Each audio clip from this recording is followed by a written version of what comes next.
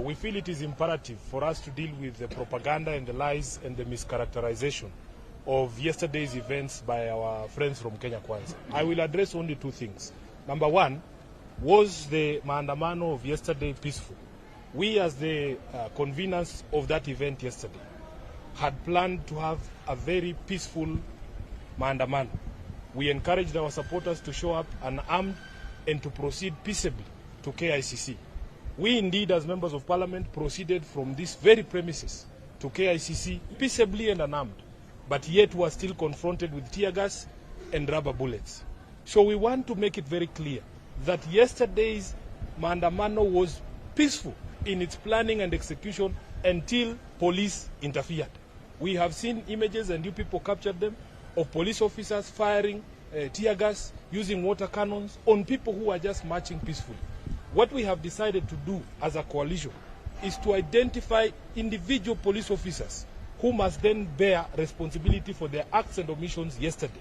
The first one is the OCS for KICC, who was the one ordering his subordinates to tear gas us without any justification.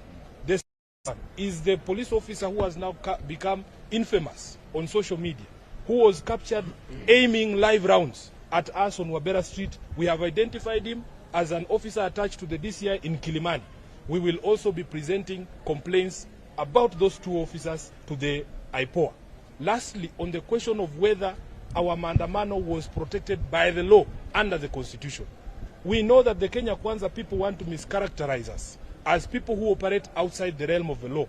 We know that under Article 37, all of us indeed have the right to assemble, picket, peaceably march, do whatever it is we want to do.